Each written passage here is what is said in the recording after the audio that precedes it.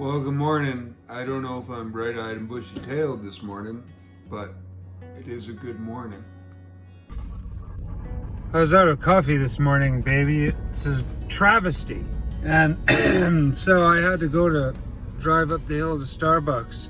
Did I need a hazelnut Americano misto? I don't know. Who's to say? But also, do you know they grind coffee? I said, do you guys sell your coffee grounds? I knew they did. But I asked, and look at this. They ground me up a coffee at Starbucks. I didn't know they'd do that. He said, how would you like your coffee ground? And I was like, why, sir, any way you grind coffee will be fine. I was like, normal? He's like, medium. I was like, yes. So yeah, there's my, I think nobody has more fun driving through Starbucks than me. Let me just say. Baby, you got a lifetime of Starbucks fun runs to look forward to. So I just started, I got like 3 verses into Luke and I'm already into stuff, so I have some thoughts. Just want to throw some thoughts out there. Some stuff. Okay, so I started reading the Gospel of Luke, and he says that in the first sentence, he says, many have undertaken to draw up an account of the things that have been fulfilled among us. In Luke's time, he's talking about a bunch of people have written Gospels. A bunch of people have tried to put this all down, what we believe about Jesus, and he says, just as they were handed down to us by those from the first, who from the first were eyewitnesses and servants of the word. So eyewitnesses had handed to the next generation the things that we believed in the story of Jesus. And so a whole bunch of people had set out gospel accounts. Now then, where are they? Where are these whole bunch of gospel accounts? They're gone.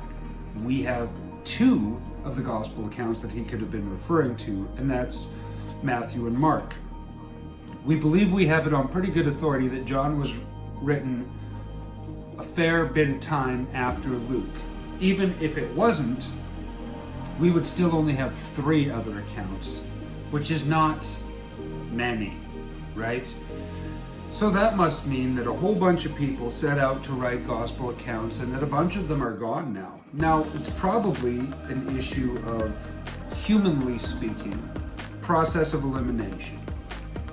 A bunch of people probably wrote a bunch of accounts that we have every reason to believe inferior or just duplications of information that we already had, and so on and so forth. And so it doesn't matter that they're gone now.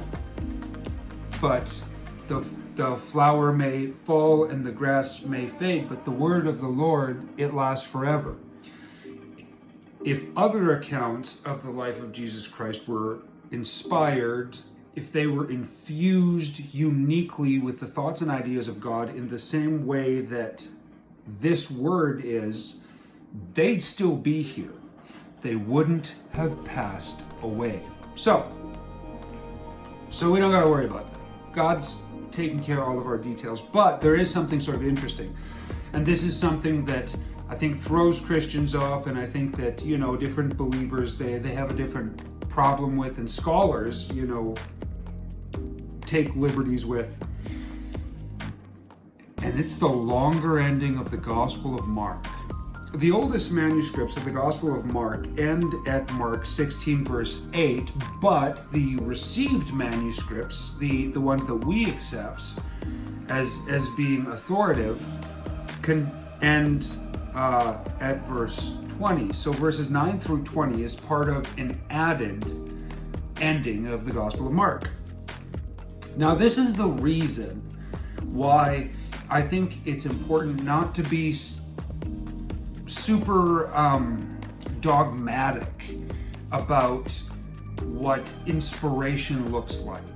Because, if the idea is that inspiration, God can only infuse the scriptures with his own thoughts and ideas if it happens exactly this way, is that when you find out it didn't happen exactly that way, and you've told a story that God didn't tell and tried to impose it on the scripture, now you've got a problem. And this is something that turns believers into unbelievers for completely ridiculous reasons. And also, you've got somebody saying, well, I thought it worked like this, but now it doesn't work like this anymore. And you got kind of the lust of the flesh in there and being like, you want to go and party and sleep around, or whatever somebody's favorite sin is, whatever the desires of their flesh are pulling them towards,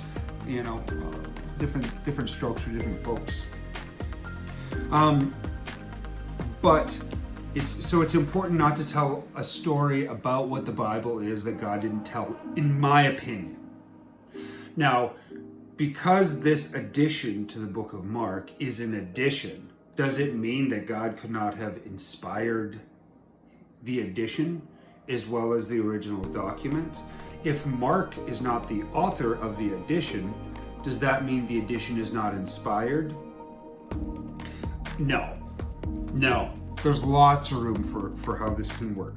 But I tell you, this is what I think. This is just,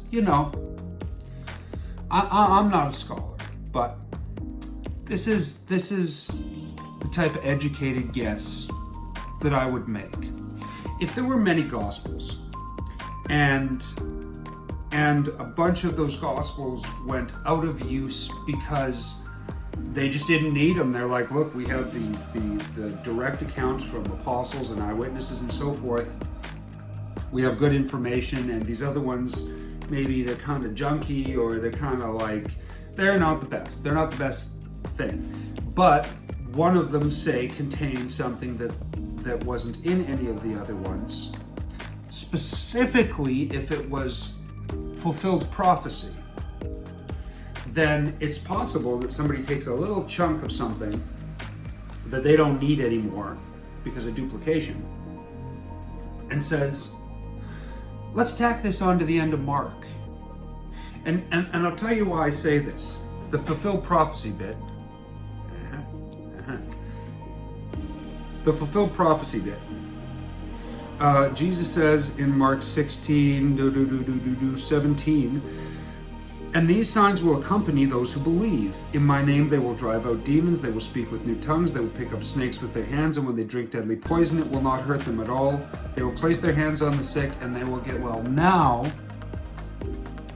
if you look at it, even the Apostle Paul himself did all of these things.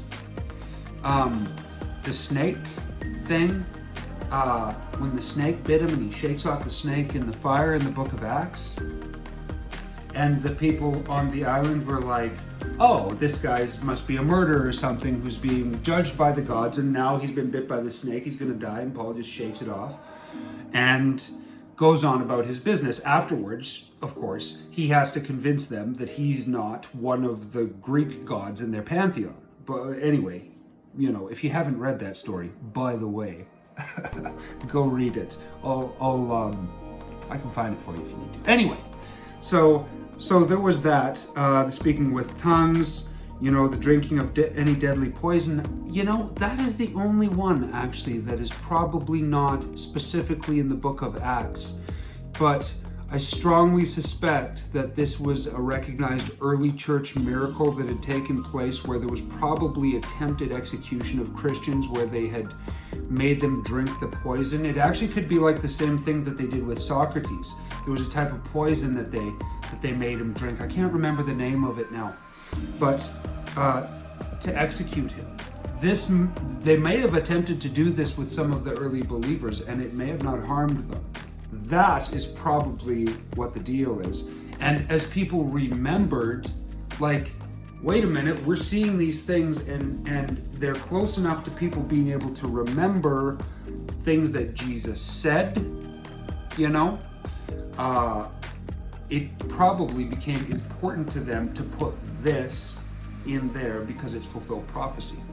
That's what I think. That's how I think this works. So I thought it would be fun to explain that to you, baby. Mwah! Hey, baby.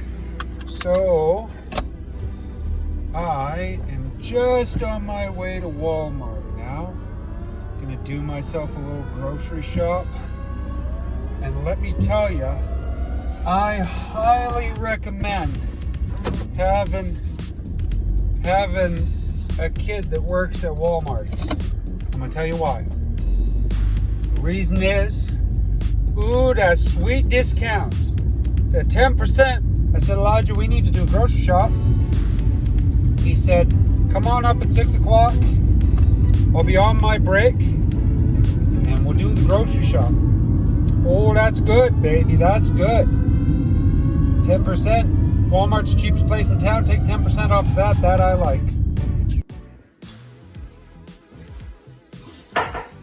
Oh. It's like you texted me. Let's do voicemail. Hey babe, I went to the grocery store to get some groceries and I see that you texted and I haven't had a chance to text back. I thought it would be nice to send a voice message. I love you. Alright, let's play that back. Hey, sweet Saskatoon, I figured a guy ought to go for a rip to Walmart to get the shopping done. Just had to yip it. Yip! Yeah, no, bud, I see you messaged me, so I figured it'd be good to voice message, eh? I'm looking for a plow to shovel your driveway. Well, I think that's all I got for you today, baby. I love you. Hope you enjoyed the video. Hey, baby, so I gotta start over again. Cut. This can go on the outtakes reel.